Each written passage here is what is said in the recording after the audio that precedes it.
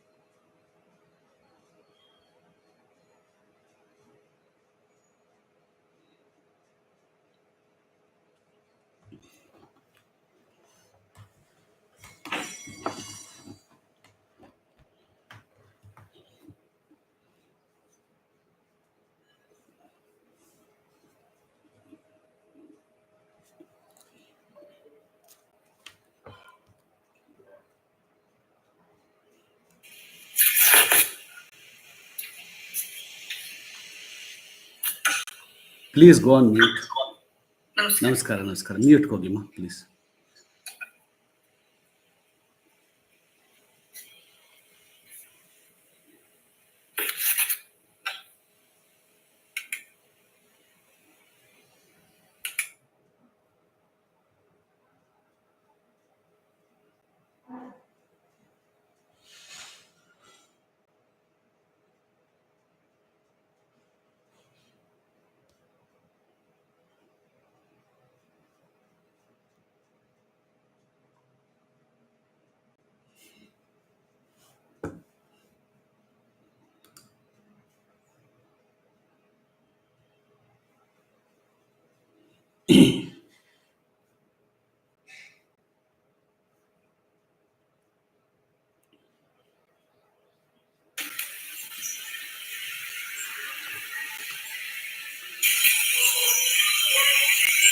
Rupa, you'll have to go on mute. Please go on mute. Thank you. Yes.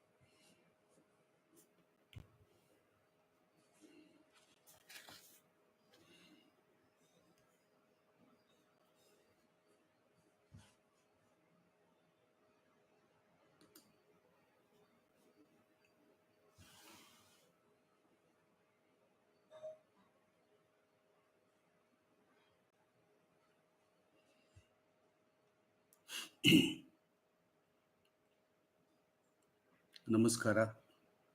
I hope you can hear me. People on Google Meet, I think you can hear me, Alva. Can you show a thumbs up if you can hear me?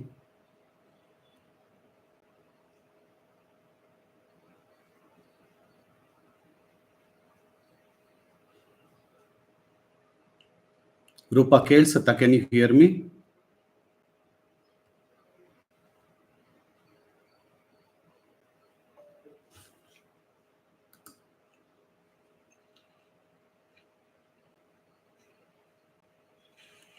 ದಯವಿಟ್ಟು mute ಹೋಗಿ, please go on mute. Thank you. You are on mute, Guru Garu, on the Google Mute. Hauda? Okay. Can you hear me now? Yes, Guru Okay. Garu. Yes, All right. Thank you. Namaskara. Good morning to people in India and good evening to people who are... Gayatri, you have to go on mute, please. Yes, thank you. So please go on mute as soon as you come into this call. All right. Good morning to all the people in India and good evening to people who have connected from the US and Canada. And I think people will join as we progress. Welcome to this 3-part series of introducing Soundaryalahari. My name is Shiva Prasad. I reside in Bangalore, India. I have been teaching Soundaryalahari for the past couple of years, and I have written an extensive work on Soundaryalahari. What I wanted to do was I wanted to share today with all the brothers and sisters of the Devi Bhakti Sadhana and Devi Gnana Sadhana and people who are in Sri-vidya mode of worship on what is Soundaryalahari and why are we supposed to learn Soundaryalahari, right? So I will start with a small introduction. We all know that the Manava Janma that we have taken is not easy, right? We call it as Durlabha. And this human life is not easily attainable. It is said that only if a jiva has done punya or merits in many other previous janmas, the jiva gets to migrate to a human life. In other words, only with the punya vishesha, Manava Janma is attainable. In spite of us being born with agnana, disability, or with many problems, or being born with many riches, one must understand that being born as a human is indeed a very big boon for us. We should know that we are not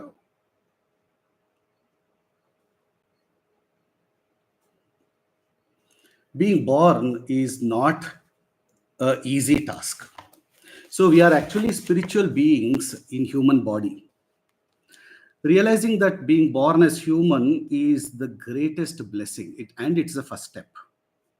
Now, how we must live in such a Manava Janma? We should develop some kind of jignasa. And this jignasa, along with Guru Seva Manobhava and praying to the Guru for him to give the teachings is very, very important. And this is the path of Nishkama Karma. This is what Adi Shankara talks about in the first shloka of Soundaryalahari when he says, Shiva Shaktya Yukto Yadi Bhavati Shaktaha Prabhavitum Nache Devam Devo Nakhalu Kushalaha Spanditumapi Ataswam Aradhyam Harihara Virincha Dibhirapi Pranantum Stotum Va Katham Akruta Punyaha Prabhavati. The last line, Akruta Punyaha Katham Prabhavati, means being born as humans is one, but after being born as humans, doing Nishkama Karma and getting the Punya, only after such a Punya that we attain from the Nishkama Karma, we are able to move towards some kind of worship of Devi. That also means Devi allows us to worship her or to even think about her. Purva janmada punya visheshavu illade hodare ಭಗವತಿಯು ನಮ್ಮನ್ನು ನಮಗೆ ಅವಳನ್ನು ಪೂಜಿಸುವುದಕ್ಕಾಗಲಿ ನಮಸ್ಕರಿಸುವುದಕ್ಕಾಗಲಿ ಮನಸ್ಸನ್ನು ಕೊಡುವುದಿಲ್ಲ. Number one, we need to know that we are in a very advantageous position taking the human life. That's point number one. Now, point number two, after having taken human lives and taking many births as a human, what are we supposed to do? Are we supposed to run behind the punyas or run away from the papa and accumulate all of them and again being born, or move towards a sthiti where we are not born again? So when we are not born again means it is the moksha, the final moksha. If that is our approach, then Soundaryalahari makes a lot of sense for us. Now, what is Soundaryalahari? It is a work of 100 shlokas which can be fully experienced as a remarkable combination of, number one, mantra-shastra. It is also a combination of yoga-shastra, meaning it has raja-yoga, including Kundalini yoga, and it is a stotra, meaning it's a hymn, and it's also a kavya, meaning it's a poetry. More importantly, it is parama-jnana. What parama-jnana is this? This is parama-atma-jnana, means in the Vedanta language, we call this Brahma-jnana. Whereas in the Shakta and Shiva Agama language, we call this Sri-vidya, knowledge framework. Whether we call it as Atma-vidya or Sri-vidya or Brahma-vidya, we are talking about the same thing. Here, this Atma-jnana framework is where we worship we worship Parabrahma Tattva as the combination of Shiva and Shakti in holy union. So Shiva and Shakti are in holy union or in Aikya Sthiti. Their Aikya Sthiti is also called as the Advaitha Sthiti. So this is the difference between the Vedanta aspect, where we look at Parabrahma Tattva in its purest form, whereas in Soundaryalahari, which is the agamic path, the Sri-vidya agamic path or the worship path, we look at Parabrahma Tattva as Shiva Shakti in their union. So that is the reason Adi Shankara starts his first shloka by the words Shiva Shaktya Yukto, means Shiva and Shakti are in holy union, and this holy union is nothing but in the Samashti Rupa, it is the Parabrahma Tattva itself. One of the very important reasons why Soundaryalahari is an esoteric work, but it's a very difficult work to comprehend, is because Adi Shankara directly starts with the word Shiva Shaktya Yukta. Here, the first premise of Soundaryalahari itself starts with Parabrahma Tattva, the Nirguna Tattva. This is one of the reasons why Soundaryalahari becomes a little difficult for us to kind of get into. And that is the reason why today we need to make it easier for people from the perspective of giving it an integrated approach. So Adi Shankara, what he has done, the greatest works of Adi Shankara is that he has given us the Prasthanatraya Bhashya. So in the Prasthanatraya Bhashya, he has directly worked on the Parabrahma Tattva, especially the Upanishad Bhashyas, where he talks about what our Vedanta talks about what is Parabrahma Tattva and what is not Parabrahma Tattva. It does not specifically talk about how do you reach Parabrahma Tattva. That is the reason why we have the Agama, which is also in some ways called Tantra Marga, which is the direct worship of Devi. So, when we look at this Agama or the Tantra, it talks about how to reach Parabrahma Tattva. And Soundaryalahari, as we know, is possibly the most complex work ever, according to me, and many people agree that it's a very complex but elusive and a very mystic work of Adi Shankara.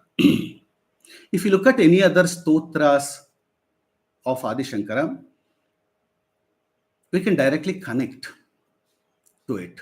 Whereas Soundaryalahari, it's not easy to connect. In one shloka, he says Shiva Shakti Yukto. In another shloka, he jumps to Kundalini, which is Mahimuladhare. In another shloka, he directly jumps to Shiva Shakti Kamaha, which is Sri-vidya, Panchadashakshari mantra.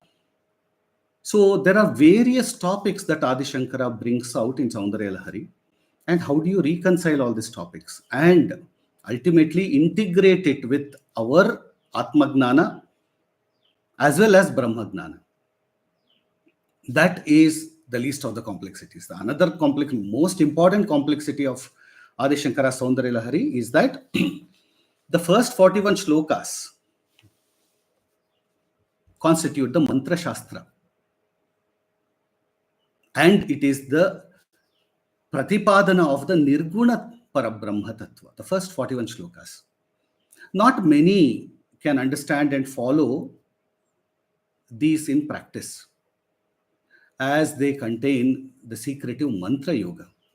And it contains the yantra shastra, the Kundalini yoga, the esoteric tantra-based worship of Lalitha Tripurasundari, who is the cosmic mother. And it follows stringent frameworks of Sri-vidya worship. Now, this first part, the first 41 shlokas of Soundaryalahari, is called as Anandalahari.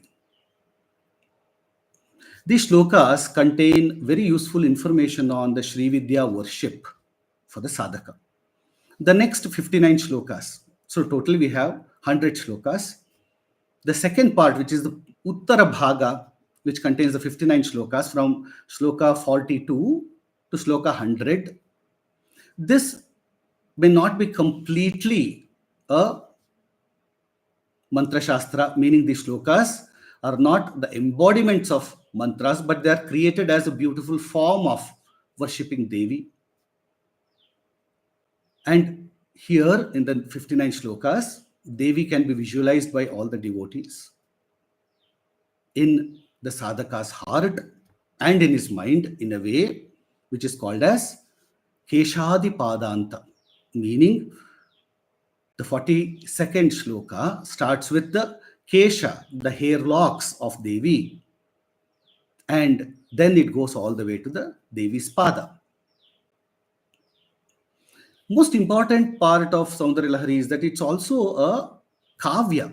It is not just a mantra shastra, it is a kavya.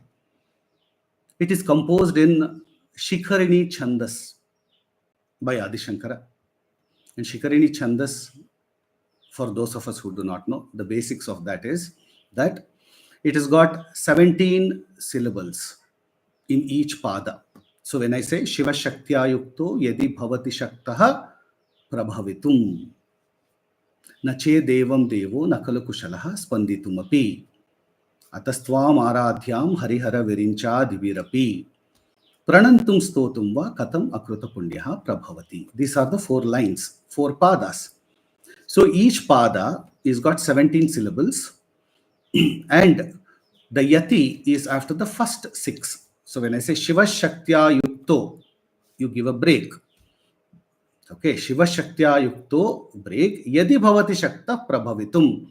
So when you chant Soundaryalahari, you chant it in 2 parts. The first part is Shiva Shaktya Yukto. The second part is Yadi Bhavati Shakta Prabhavitum. Then again, Nache Devam Devo Break Yati. Okay, like that you proceed all the 100 shlokas. And it's important because it is a kavya as well as it is a mantra.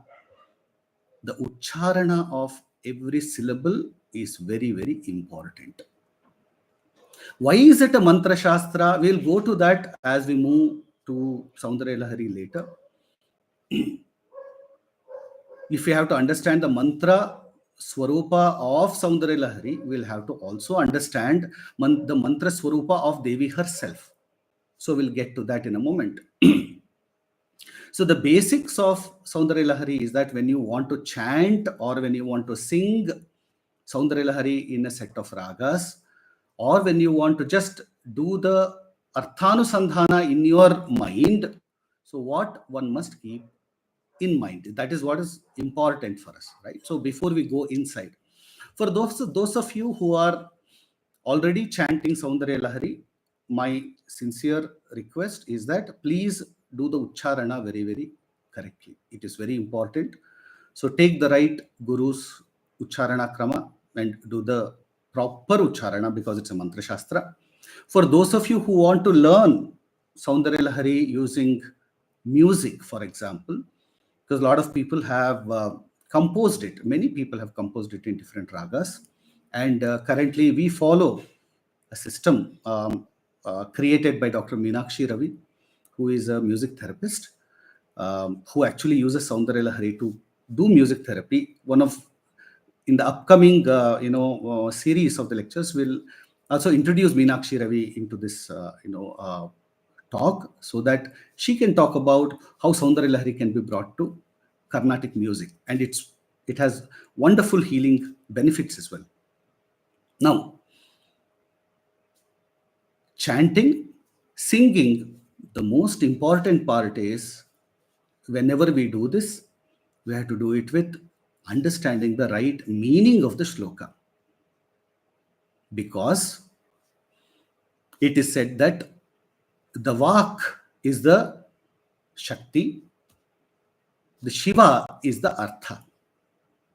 So if we have to get both Shiva and Shakti, we'll have to understand Vak as well as the Artha. Most of us, whenever we chant shlokas, Upanishads possibly is an exception, because only when you go into the Artha and you do the Anusandhana of the Artha, then you learn to chant. Generally, we do not approach Upanishads without understanding the Artha, right? Whereas when we understand shlokas, when we want to chant shlokas, when we want to chant mantras, most of the time we may not understand the Artha at all. Especially when we go and do Rudra, Namaka and Chamaka, we may not understand the complete meanings, but we go and chant. Similarly, Soundaryalahari or any mantra shastra shloka, when we understand and chant, it will give the full phala. When we do not understand the meanings and just chant, we may only get 1/1,000,000th of the phala, nothing beyond that. So that is one of the reasons why I give very, very high importance and I stress the fact that Soundaryalahari must be experienced with the Artha. Why is that? Because when we worship, why do we chant Soundaryalahari? Is it because we like to chant it, or is it because we want to connect to Devi and worship Devi inside our heart and mind by chanting Soundaryalahari or Lalita Sahasranama or any other shlokas like Vishnu Sahasranama? So we want to connect to God. We want to connect to, is that right? Right? So in such a case, what is the point in just chanting it without understanding the Artha? Now, why do we need to understand the Artha? The most important aspect of understanding the Artha and Anusandhana of the Artha is for the Artha to go into our heart. Only when the Artha goes into our heart, we are able to feel it. Only when we are able to feel it, then we are able to enter into the bhavana mode, or bhavane as we call in Kannada. Samskrita we call bhavana. And in Lalita Sahasranama it is clearly said, it is the name, one of the name for Devi is Bhavani Bhavana Gamya. That means she is available to us only through our bhavana. And if we chant Soundaryalahari or Lalita Sahasranam or any stuti or shloka without the bhavana, it means it is shushka, it is dry. So when it is dry, we are only concerned about starting and finishing. We are not concerned about how it has entered our heart. If it has not entered our heart, then we are not able to get the God inside us. So this is very, very important, and this is the basic tenet of Soundaryalahari, and we call this as a part of Antaryaga. The bhavana inside us, as the bhavana goes deeper inside us, our antakarana gets shuddha. If our antakarana gets shuddha, that means my chitta, my ahankara, right? All this gets shuddha. So cleaning our ego is very, very important. That does not happen without the right bhavana. So these things are all very, very interrelated. Now, one of the beauties of chanting Soundaryalahari is that it has magic within itself. As we chant Soundaryalahari, the cleaning of Antakarana keeps on happening. It sweeps away all our mala inside, all kinds of prarabdha, purva graha pidita stuff that is inside us. It will keep sweeping, it will take away, because Soundaryalahari is a beautiful healing and cleaning framework. However, we could be chanting Soundaryalahari just like that without understanding the meaning. Even then it has effect, because it's a mantra-shastra, because it is kavya, because it has healing abilities within itself, it does its magic. However, if we want to get to do Devi worship inside our heart, inside our bhavana, in the Antaryaga mode, not the Bahiryaga, then the highest form of the worship of Devi in Antaryaga is the bhavana mode. Okay, so there is an Upanishad in Sri-vidya called Bhavanopanishad, for those of you who want to understand, which is the highest in the Devi Upanishads, in the Agama worship. It is called Bhavanopanishad. So, bhavana has been given so much importance in the worship of Sri-vidya Marga. Now, Soundaryalahari is a Sri-vidya appata. Totally, it's a Sri-vidya work. However, we will not enter the Sri-vidya mode as a beginner. So, as beginners who want to get into Soundaryalahari, we will want to make it easy. Now,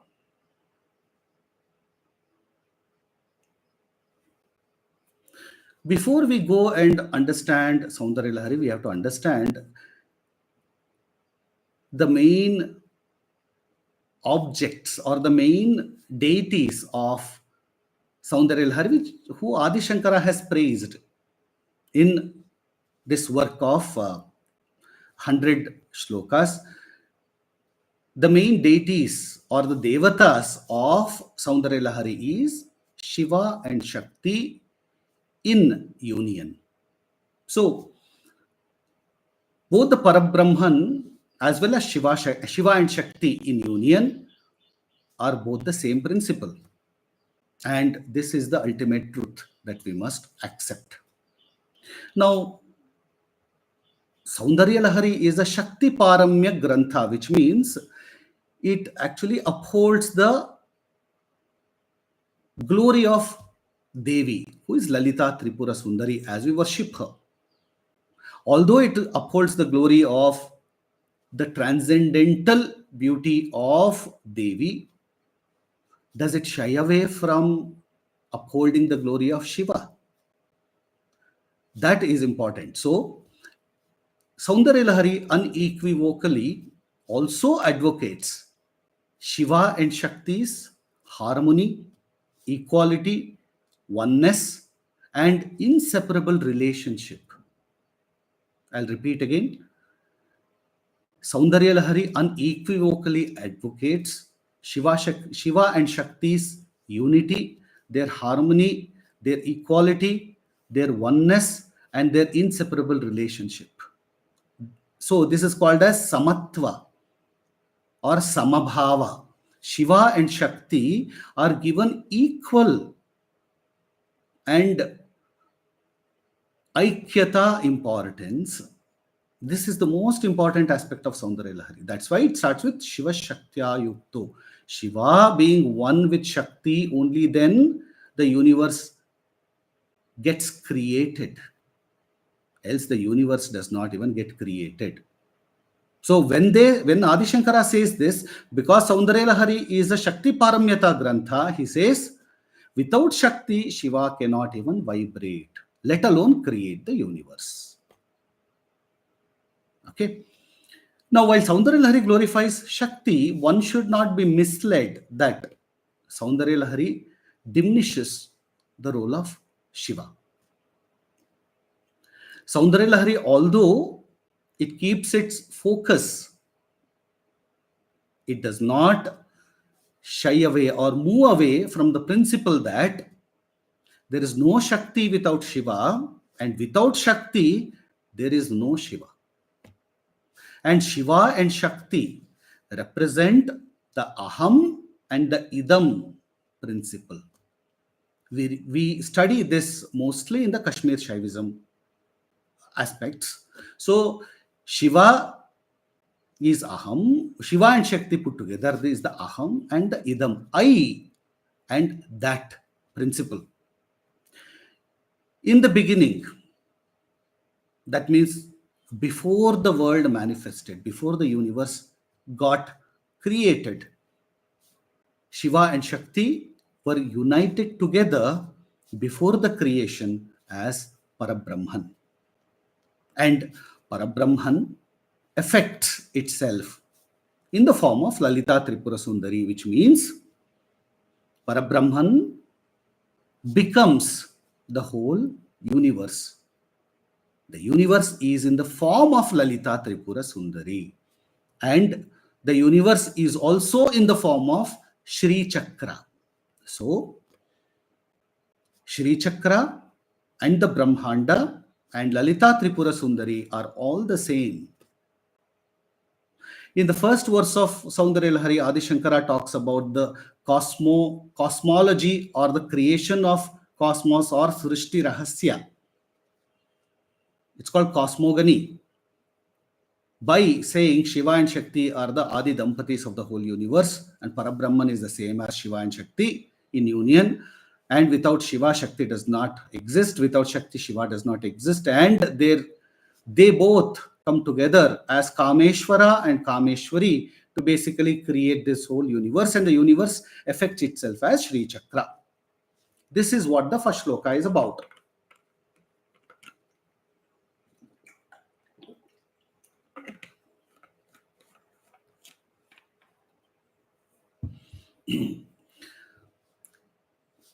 At the same time, we are also saying that the whole Brahmanda actually takes the form of Shri Chakra. So when the Brahmanda takes the form of Shri Chakra, where is this given in Soundaryalahari? So there is a specific shloka that actually brings this point out. There's 11th shloka in Soundaryalahari, which starts with the words Chaturbihi Shri Kantaihi. So here, Adi Shankara clearly says that the whole Brahmanda is Shri Chakra, and he also gives the architecture of the Shri Chakra. So that you understand that Soundaryalahari also talks about the architecture and the framework of Shri Chakra itself. So when you are studying Soundaryalahari, you will definitely study Shri Chakra. Now, next important aspect of Soundaryalahari is that it deals with the Mahavakya Aham Brahmasmi.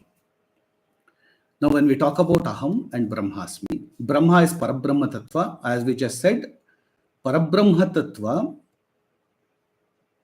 affects itself to become the Brahmanda. We also know that as Jivatmas, we are called the Pindanda. As Jivatmas, we are also individualized Atmas, individualized bodies created from the image of the Paramatma. So, we are called as the microcosm and the Brahmanda is called as the macrocosm. However, when we say Aham equals Brahmasmi, I am saying that microcosm equals macrocosm. Question is how? So that means Brahmanda, that is Lalitha Tripurasundari and Shiva and Shakti put together, the entire complexity of the macrocosm or the Brahmanda is within microcosm. Only then Aham becomes Brahma. Right? So that means, we hear this statements, right? That microcosm is the same as macrocosm. Now, Soundaryalahari is a path to understand both the microcosm and the macrocosm and the constituent elements of what the microcosm is made of and what the macrocosm is made of. So if the macrocosm is made up of certain elements, that means the Brahmanda is made up of certain elements, that means the same elements we must also be made of. Only then I can equate Aham equals Brahmasmi. That means Aham equals Brahmasmi starts from Annamaya Kosha. We have to equate that. We have to equate Pranamaya Kosha. We have to equate Manomaya Kosha. We have to equate Karanamaya Kosha. We have to equate Anandamaya Kosha. Both at the Brahmanda and Pindanda level. Even if we equate, we do not even know whether in the Brahmanda, does it also have all the 5 koshas? Who is there to prove that? Right? So there are so many difficulties. So Soundaryalahari brings a framework to kind of understand all this within ourselves and say, Devi is telling us, oh my child, understand yourself. You have both the Nirguna aspect as well as the Saguna aspect. So do I. I also have Nirguna aspect. I also have Saguna aspect. The first 41 shlokas are about understanding the Nirguna aspects of both the Brahmanda as well as the Pindanda. So when we are studying the first 41 shlokas of Soundaryalahari, it is a Saundarya, Nirguna Saundarya of Devi, Shiva and Shakti and the Brahmanda and the Sri Chakra as well as the Nirguna aspect of ourselves. So when we look at these, then we start equating this and say, oh my God, yeah, it is true. Devi's Nirguna aspects are the same as my Nirguna aspects. Now the question is how? That means to understand my own Nirguna aspects, I have to move from my exteriority to my interiority. So that means I must really start understanding what am I made of? What are my Nirguna Swarupa?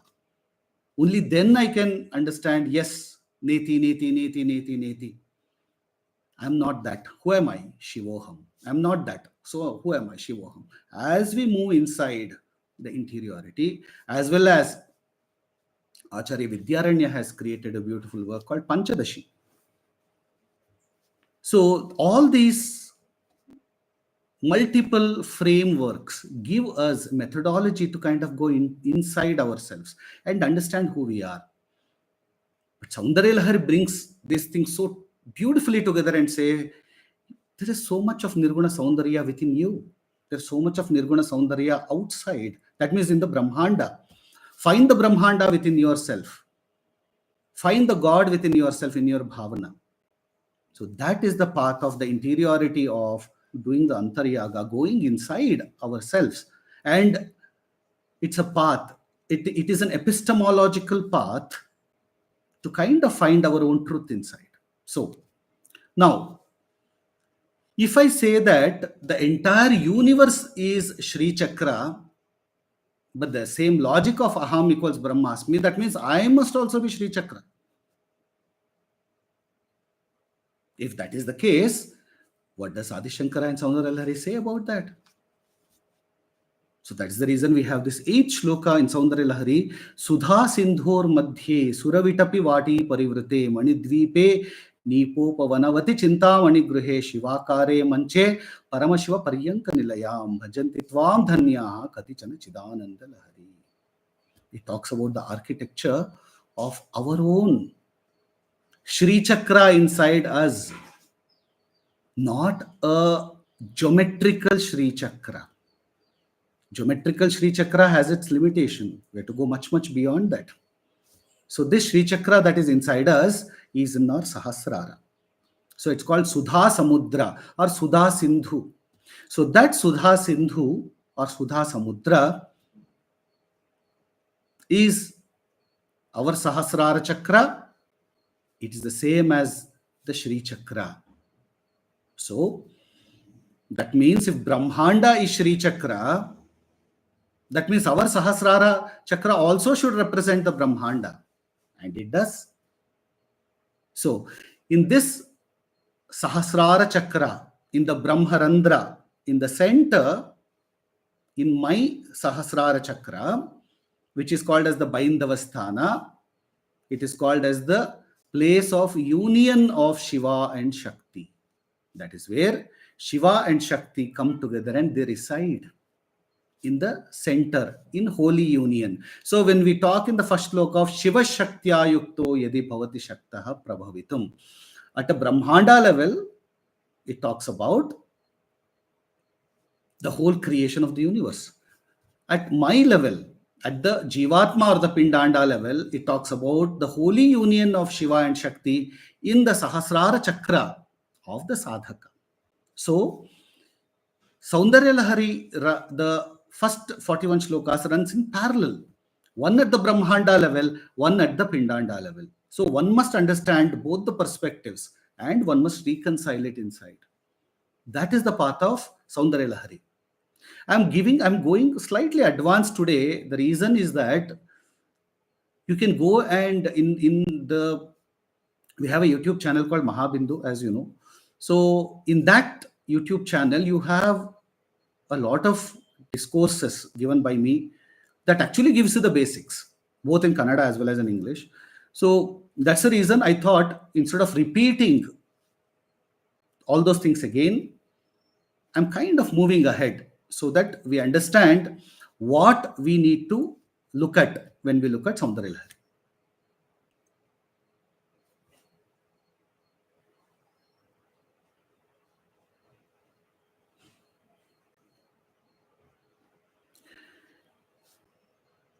Shiva is called as the Prakasha principle and Shakti is called as the Vimarsha.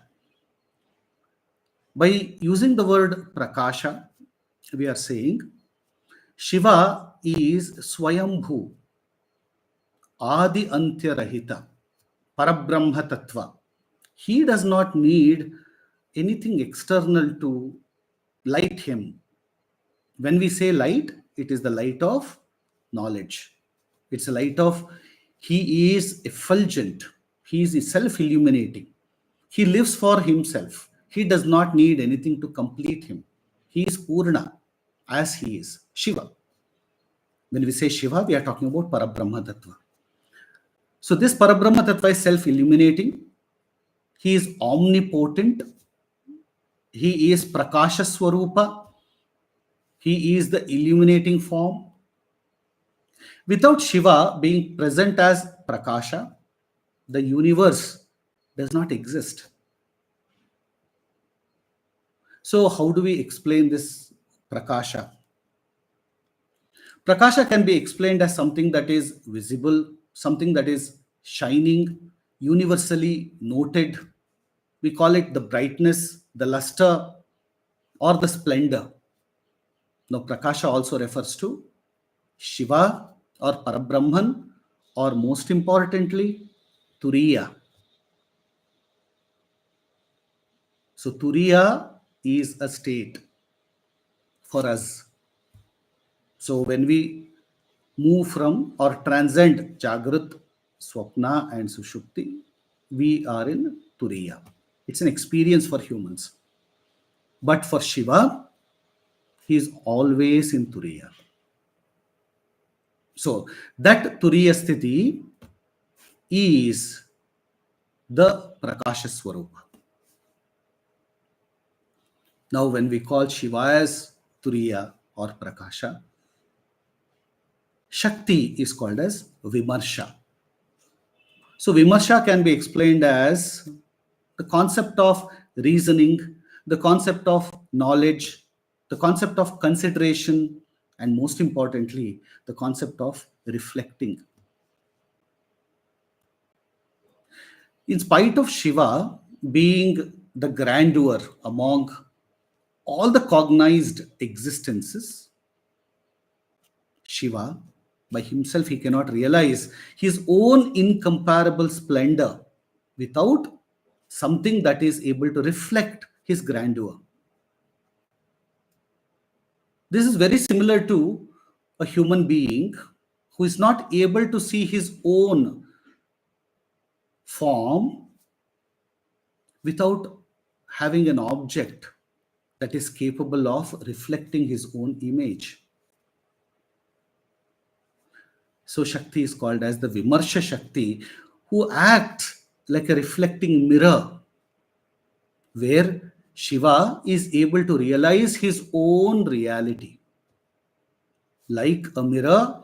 So Shakti is like a mirror reflecting the image of a person who stands in front of it here. Shiva is in front of the reflecting principle called as Shakti. Because of Shakti, Shiva realizes that, oh, I am. Who? I am Shiva. Only because of Shakti. Without Shakti, Shiva is not able to cognize himself, even though he is the Prakasha Swarupa. 1 second. Ikade. Even though he is the Prakasha Swarupa, yes, thank you.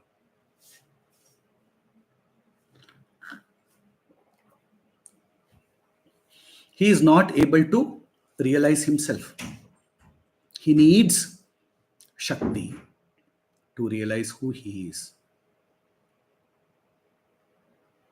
Otherwise,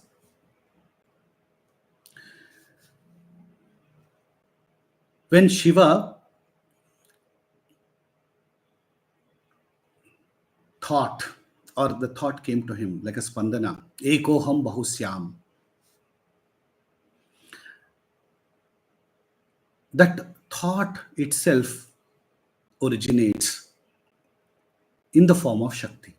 So, which means Shiva takes the form of the Shakti. So, it's very easy to say Shiva takes the form of Shakti. Instead of that, we will say Shiva and Shakti are united together, and the Shakti part of Shiva has got 5 aspects: Ananda Shakti, Chit Shakti, Ichha Shakti, Gnana Shakti, and Kriya Shakti. So these are the 5 aspects of Shiva, who is the who has within himself the 5 Shaktis. These 5 Shaktis are responsible to become the whole universe. So this is what we study when we study the Shaktagama and Shaivagama put together. So this whole setup is explained by Adi Shankara very, very easily. The Prakasha Swarupa of Shiva as well as the Vimarsha Swarupa of Shakti put together in Aikya Sthiti is explained by Adi Shankara in the first shloka. That is part 1. What we will, as we study Soundaryalahari, we will also start understanding that in every shloka of Soundaryalahari, Adi Shankara has very subtly, very succinctly, very symbolically, in every shloka he has brought Shiva and Shakti's Aikya Bhava.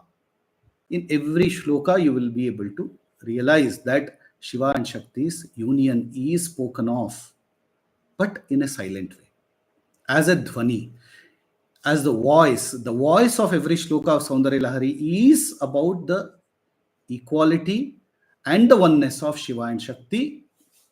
Now, where does Shiva and Shakti reside in us?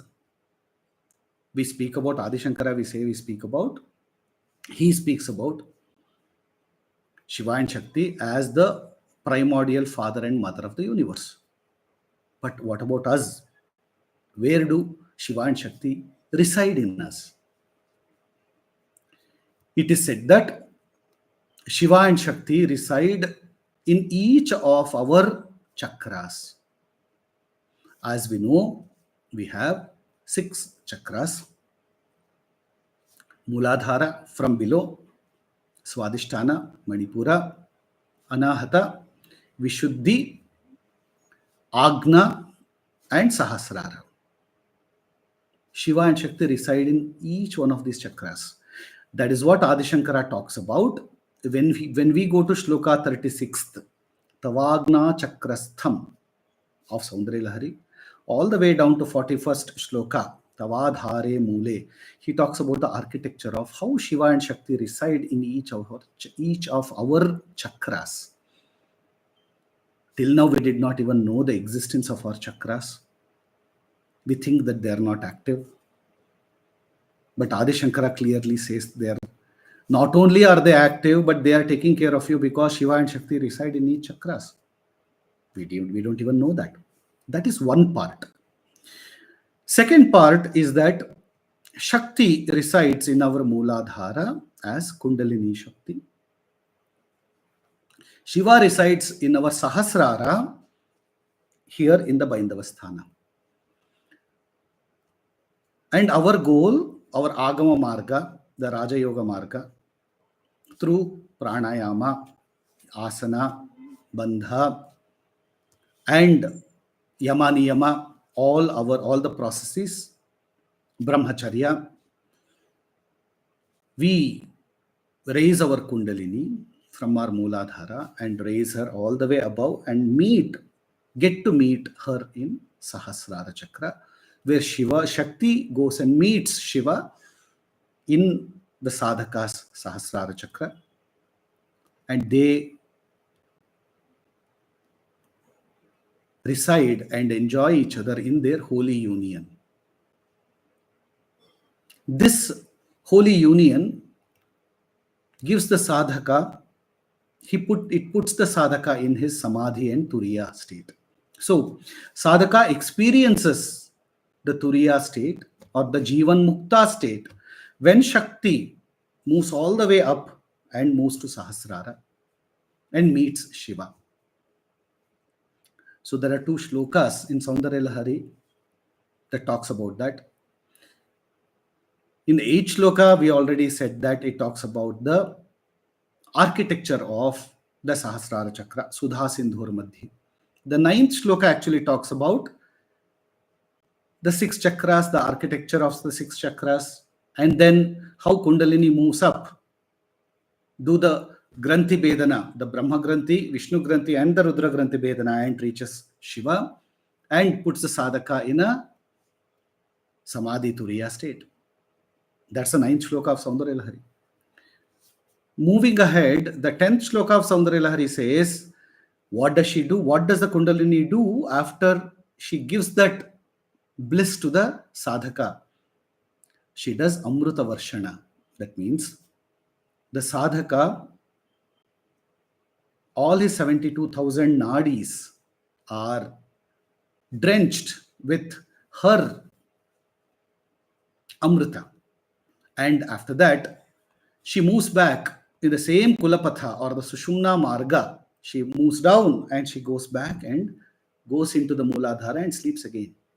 So this 9th shloka, which is the ascent of Kundalini,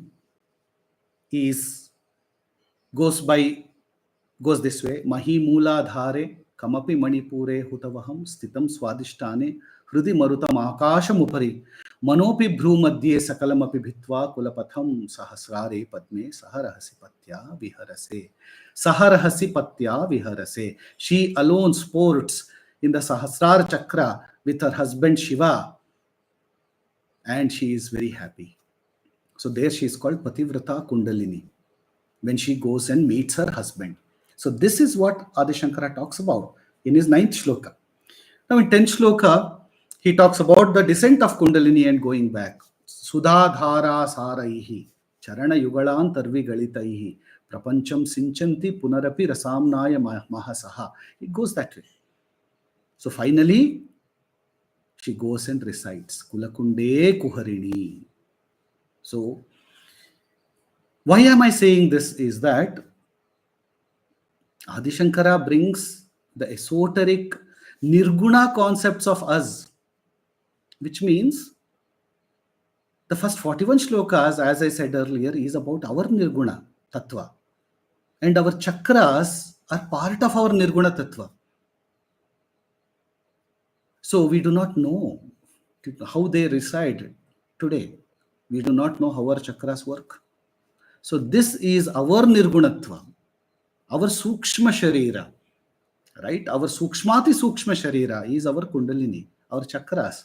So if we do not understand that, how are we going to worship Devi? How are we going to understand the nirgunatva of Devi herself? So Adi Shankara very, very beautifully talks about not only the nirgunatva, but he talks about how do you actually reach Shiva? How do you take Shakti? And he gives the path of epistemology of Raja-yoga and Kundalini yoga in Soundaryalahari. Not for faint-hearted though. I'm not saying everybody should follow the path of Kundalini yoga. All we are saying is Adi Shankara has written this Soundaryalahari for us to understand, number one, that yes, I have my chakras and my chakras are working well and they've got devatas inside. There's an Adi Daivika aspect of my chakras. They are not just Bhautika. They are beyond the Bhautika. They are beyond the physical science, as we call. They are beyond our observable universe. So we are not able to even, unless we become Sakshi inside us, we cannot even observe our chakras. So we have to first go inside and understand and accept that we will start this way. So once we do that, then we are able to move ahead in the path of our own sadhana. Otherwise, what is happening to most of us in this generation is there's too much information, there's too many things to study, but we don't know where to start. We don't know how to begin. So Adi Shankara in Soundaryalahari says very beautifully, through Devi, oh my child, start chanting, start singing my praise, start understanding the artha of each shloka. And then you will start learning to apply to yourself. And I will speak to you. You don't worry. You believe me, you trust me, you have faith in me, and you sing with me. And I will take care of you. I am going to be with you as the Vak and the Artha. Once you understand the Artha, you'll get the bliss through the Artha. That bliss comes as Ananda Lahari inside us, our heart. So it increases both the Gnana as well as the Bhakti. So if the Bhakti increases without the Gnana, which is happening to most of us today, without the Soundaryalahari Gnana, we are trying to go into the Bhakti Marga, but we will not be able to go at all because we'll be chanting 1 million times without understanding the Gnana of the Soundaryalahari. What's the point? That's point number one. Point number two, if only Gnana increases without the Bhakti, then there is Ahankara, Antakarana doesn't open, there is no bhavana inside. I becomes prominent. So we move towards the Gnana Marga without the ample support of the Bhakti Marga. That's why Adi Shankara brings both the Gnana and Bhakti together. That is the magic of Soundaryalahari. It creates that. And one beautiful thing is, it is about the mother, the compassionate mother. When there is compassion, when we are worshipping the mother, automatically the bhavana is there. It is Nothing is devoid of bhavana. Bhavana is embedded within Soundaryalahari. And Soundaryalahari, the beauty is, it is such a beautiful hymn. So beautiful. As you are just chanting or even thinking about it, automatically there is a smile in the heart, there is a smile in the face. So that's the power of this particular hymn. As a child, I did not even know why I was attracted to it. There's no reason that we have as to we do not know why we get attracted to Soundaryalahari, but we do. There's something about it. There's some mysticism about it that yes, I want to understand it. So that is the artha, that is the devata inside Soundaryalahari. Now, since we are talking about devata, Lalita Tripura, whether it is Lalita Tripurasundari or any devata, there are three aspects to every deva or devata. The first aspect is called as the Stula Rupa of the devata. The second aspect is the Sukshma Rupa of the devata. The last aspect is the Para Rupa of the devata. Same for Lalita Tripurasundari also. She's got a Stula Rupa, she's got a Sukshma Rupa, then she's got Para Rupa. So, the same with us also. We have a Stula Rupa, which is our Annamaya Kosha. We have a Sukshma Sharira, which is our Pranamaya Kosha, Manomaya Kosha. Then we have our Karana Sharira. Then we have our Anandamaya Kosha, right? Anandamaya Kosha, and beyond that is the Pararupa. That is us. So that's how we can equate the God's body with our body also. Our Stula Sharira, Devi Stula Sharira. So it's easier for us to kind of scientifically bring the attributes together and understand the Aham Brahmasmi aspect of our Nirguna and our Saguna. Now, when we talk about Devi's Saguna Rupa, Sukshma Rupa, as well as Pararupa, equal to the equivalent of that in Agama and Puja Paddhati, there is a Saguna Puja, then Sukshma Puja, and Para Puja. So the Saguna Rupa of Devi is the Saguna Puja. We do that every day. We go to a temple, we go to Raja-Rajeshwari temple, we go to Nimishamba temple, we go to Devi temple, we go to Kolluru, we go to Kamakshi, we go to Kashi Vishalakshi, or we go to Madurai, or we, in our own house, we have the picture of Devi, we have the Vigraha of Devi, we also possibly have the Shri Chakra as a two-dimensional diagram. We may have Shri Chakra as a Meru. So these are all the Saguna Rupa of Devi. Whether it is the Yantra Rupa or whether it is the Akriti Rupa. The Akriti Rupa of Devi is created in our own image. Like how we say we've got face, we've got body, we've got limbs, we have created the Saguna Rupa of Devi in our own reflection. So that is our Devi Saguna Rupa. So we do the Puja of Saguna Rupa. So that we are very, very well aware. So we find enjoyment in dressing up Devi. So but the best example is Durga Puja. So where we dress up Devi as Durga, multiple forms of Durga. The same thing we do in Ganesha and Gauri also. So that's the Saguna Puja, which is universally common, much easier. And we know what to do about it. You got the Shri Sukta method. So using or Purusha Sukta method, we got Panchopachara, Shodashopachara, Shashtiopachara, then 64 Chatushashtiopachara. So various methods we use basically to go and so we all use all these methods to do the Saguna Puja. We know that. Now Devi has got Sukshma Rupa. In Sukshma Rupa also there are three grades. Sukshma, Sukshma Tara and Sukshma Tama. Sukshma Rupa is also called as the Akshara Rupa of Devi or the Matruka Rupa of Devi. In English, it will be called as the alphabet rupa. But we don't say that. We call it the letters, varna or matruka. So that rupa of Devi is the Sukshma rupa. So one level above that, much more subtle or Sukshma Tara or subtler rupa of Devi is called as the Kamakala rupa. And above that, the subtlest rupa of Devi, it's called as Kundalini Swarupa.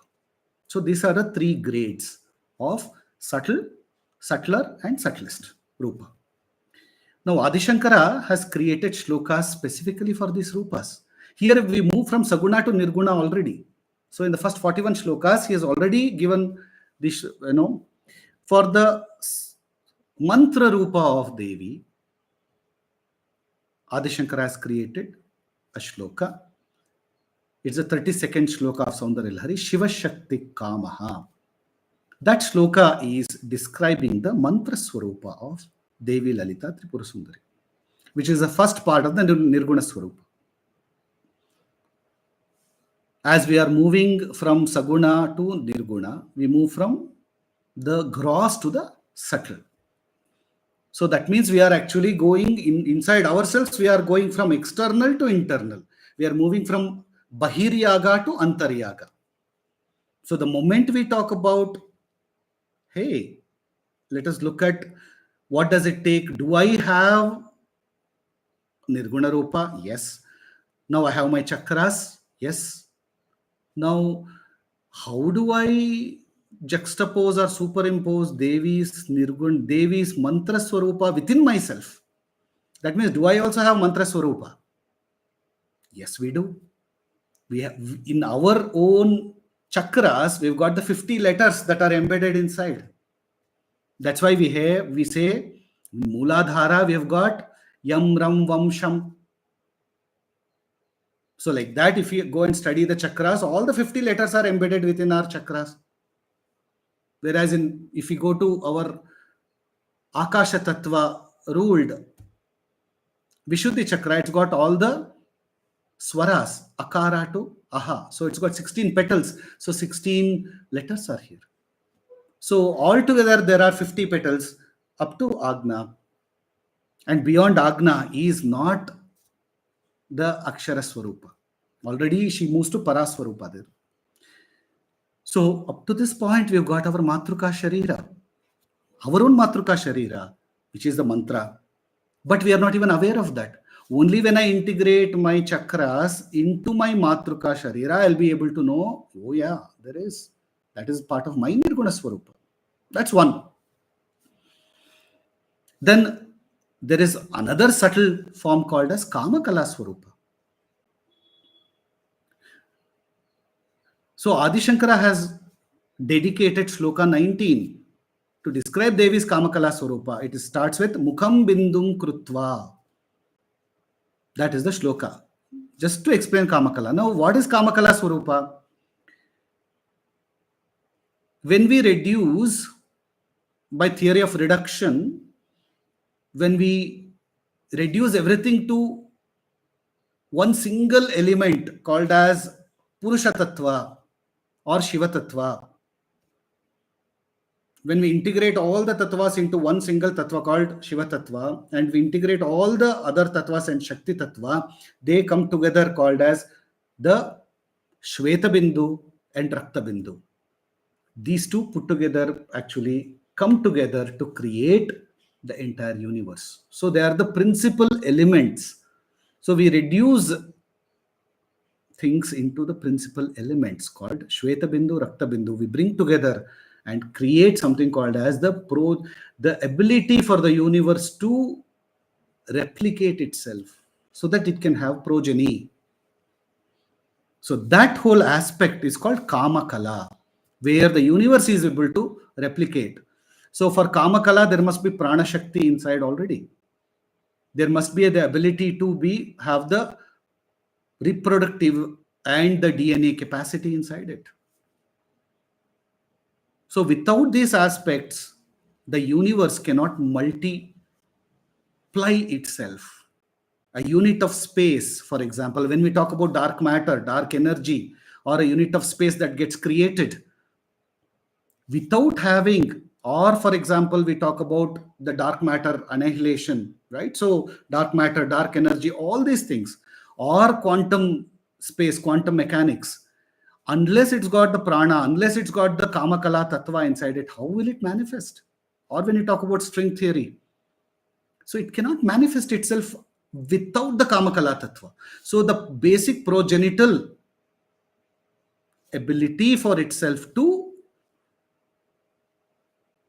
otherwise how will the universal, after Big Bang, how will it even expand? The universe cannot even expand. When the universe expands, it already has the kameshwara kameshwari tattva inside it. It's got all those elements embedded. For that you need to have the basic principles, which is the integrated science, which we today do not have it. So unfortunately, so that science is the kamakala tattva, the ability. So one of the things that we directly experience the kamakala tattva in our solar system is sun himself. That's why we call him Savitru. Savitru. So we, every day in our Sandhya Vandana, we actually pay homage, or we pray to this Savitru, who is basically the Shakti of the sun, Surya Narayana, who actually is responsible for the progeny of the solar system. So similarly, the progeny of the universe is the Kamakala Tattva, where Shiva gives half of his side, Shakti gives half of her side, and they come together. So it's the universal parenthood. That's in the Brahmanda level. At the Pindanda level, a male in every species, whether it's not just humans, it is in every living organism, there is a male aspect, there's a female aspect, they come together. And there is a exchange of fluids, and then automatically progeny happens. So that whole principle is the Kamakala Tattva. So it's so beautiful. So Soundaryalahari is explaining the entire Saundarya of the whole universe, including us as well. So the next higher level to that is the Sukshmati Sukshma, is the Kundalini Swarupa. So Kundalini is above Saguna, it is above Mantra Sharira, Mantra Swarupa, it is above Kamakala Swarupa, but it is below Paraswarupa. So this aspect of Kundalini starts with the whole universal creation. After the universal creation happens, at the Brahmanda level, once the universal creation happens, which is explained in Shiva Shakti Yukto, and then after the universe gets created, there is an infinite amount of energy that is left. That infinite amount of energy is called Ananta Shakti. That Ananta basically sits with Vishnu as Shesha. So Shesha means leftover. Leftover infinite energy of the universe sits with Vishnu for Sthiti. So that's why Shesha and Vishnu are together as brothers. So they're born as, again they take the avatara as Rama Lakshmana, Krishna Balarama, and he also takes the role of Patanjali. And there is a reason why he Siddhi Patanjali Samadhi is in Rameshwaram. So please go and understand why. So now, this Ananta Shakti is, that's why it's infinite. Infinite is Ananta. Ananta Shakti is, today we experience that as dark matter and dark energy. We have not been able to figure it out at all. We will never be, because he is with Vishnu. He is guarding Vishnu. He is with Vishnu. They are together as pair. They are doing the Sthiti till the time when Shiva comes and destroys the whole universe. Till then, Sthiti happens. Whenever the big crunch happens, for example, then Shiva comes. So that is exactly that whole thought process is explained in the second shloka of Soundaryalahari, where describes the acts of the Trimurtis. Bhasito dhulana vidhim, where Rudra or Shiva, he is an office bearer, so any name you can give him. So please do not get stuck with the name. So it's just a name. So Rudra, Shiva, Maheshwara, lots of names are given. So when universe gets time for annihilation, he annihilates it and takes it and creates into a dust, and he does the bhasma lepana karya on himself. It's poetry. So that is the second shloka. Taniyam sampamsum tavacharana pankeruha bhavam. We'll talk about that later. I'm just giving an overview here today. So why are we saying this? So this Ananta Shakti resides as a snake, Shesha. And today Patanjali is also called Shesha. Shesha is left over, the Ananta Shakti. Important, the Ananta Shakti after the Brahmanda gets created as Sri Chakra. Now, how Sri Chakra, whole Brahmanda, that architecture is explained in Mahatripura Upanishad, the Srishti Kriye, and it is also explained in the 19th shloka Mukham Bindum Krutva. The universe, the Srishti Karya or the Srishti Krama of Sri Chakra, going from the Bindu and going away into the Nava Avaranas. The creation of the Sri Chakra is the same as creation of the whole universe. So which means the universe gets created as Sri Chakra. So which means when I'm today seeing a Sri Chakra, what does it embody? It embodies the space-time continuum.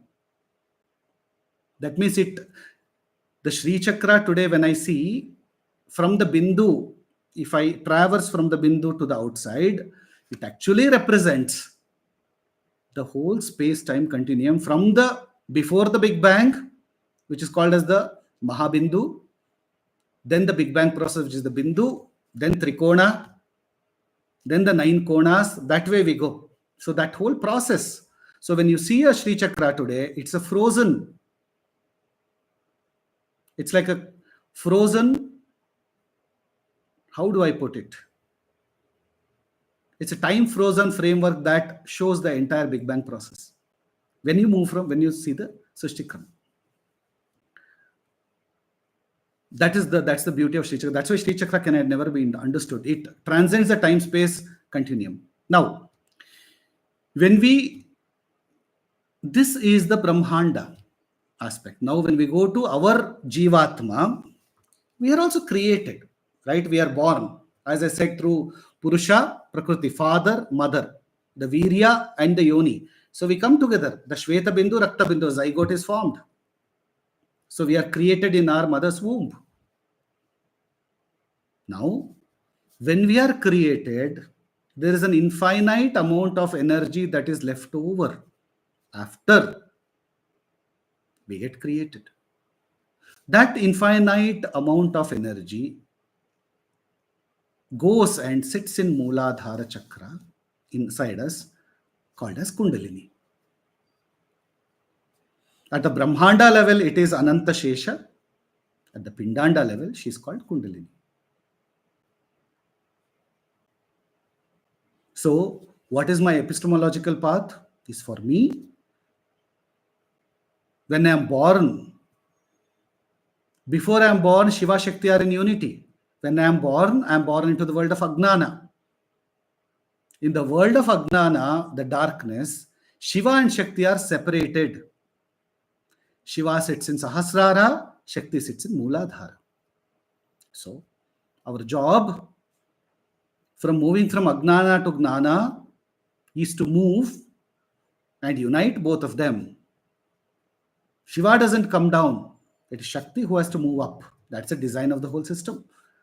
So this whole path of moving from Ajnana to Gnana is the path of moving Kundalini all the way up from Muladhara to my Sahasrara. So once that happens, it's a natural process. It's got nothing to do with Dvaita, Advaita, Vishishta Advaita, nothing. These are all integrated processes that are part of the design of us. Some people accept it, some people don't accept it. So it transcends religion, it transcends everything. This is the human design. So whether we call it energy, whether we call it Kundalini, whether we call whatever we call it, feminine, masculine, doesn't matter. Names, forms don't matter. What matters is the divine energy or Shakti that is in our Muladhara. She moves up and meets Shiva and puts the sadhaka in the Jivan Mukta Sthiti or in the Turiya Sthiti. So here he transcends the mantra swarupa of Devi. When she is in Muladhara, she sits as the mantra swarupa. When she comes up to the Swadhisthana, she transcends to the Kamakala swarupa. When she comes to that's where it is Kama. Muladhara is basically all the material wealth. Once we transcend that, we have to transcend the Kama. That's our genitals. So that is why it is Kamakala. So that reproductive organs, we move that, we let go of that and move into the Agni Tattva, which is the Manipura. So this is where she really takes the Kundalini form. So from Manipura onwards, the subtlest of the subtle, she moves up all the way to Anahata, Vishuddhi, Agna and Sahasrara. This is the design of our human system, which we have lost to the advent of science. So, however, we need to get back. Our Sanatana Dharma has an integrated framework to move and integrate all these things into a simple, easy framework, not an easy one. It does not mean that it has to happen in one Janma. For many of us, Kundalini, in every Janma, we will have to make it happen. We will have to go from Ajnana to Gnana. However, as we move closer, it will happen faster. So, in multiple Janmas, we have the process. That is the infinite process that we have to go through. So, there is no escape. Punarapi jananam, punarapi maranam. Punarapi janane jatare shayanam. Iha samsare bahudusthare. Kripaya pare pahi murare. So, there is no escape from this. So, you go to any of take out the 10 principal Upanishads, go to other Upanishads, Atma Bindu Upanishad, Nada Upanishad, all of them, lot of them talk about the how part, because a lot of them move into the Atharvana Veda side of the Upanishad. So they all talk about the how part. So a lot of them talk in terms of the Vaishnava Marga, a lot of them talk about the Shaiva Marga, and Soundaryalahari is the Shakta Marga, where you actually access the Kundalini and you go through you ride on the Kundalini. Basically, you understand Kundalini, you understand Devi, you understand. So then you ride along, the Atma rides along with Kundalini and goes and meets Shiva. Once they meet here, they become the same, no difference. Shiva, Shakti, Aikya. So automatically in the Jivan Mukta mode. So Shakta Marga is where we take refuge in Devi. Okay. So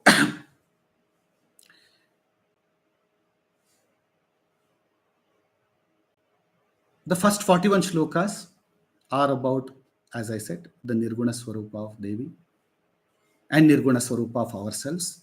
If we don't put ourselves in the equation and only look at Devi in terms of worship of Devi, we will not be able to get anything out of Soundaryalahari. Adi Shankara did not create Soundaryalahari only to worship Devi and not think about ourselves. Soundaryalahari has been created basically to say, Devi is telling the sadhaka, Bacha, my child, you have to understand yourself. You have to understand your Nirguna Swarupa. You have to go from exterior to interior, from Saguna to Nirguna inside you. You understand your own architecture. You understand your chakras. So the shloka that Mahimuladhara has been written not just for Devi, it is written for us. Our Muladhara, our Swadhisthana, our Manipura, so we understand our path, we understand. But she's also saying that it's not possible in one janma to understand, have the knowledge, and also to transcend, and also to go through the Kundalini awakening. Nahi hoga. So this is a multiple janma process, possibly.